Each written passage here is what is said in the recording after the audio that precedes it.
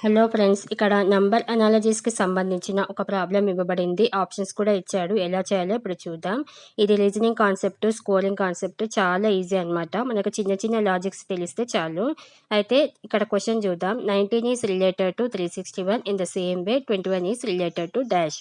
Options ఇచ్చాడు. ఎలా చేయాలో ఇప్పుడు చూద్దాం. ఫస్ట్ క్వశ్చన్ని మనం బాగా అబ్జర్వేషన్ చేసి ఈ విధంగా రాసుకోవాలి. 19 అనేది 361 రిలేటెడ్ కదా. 21 ఎంత నెంబర్కి రిలేషన్ చూద్దాం.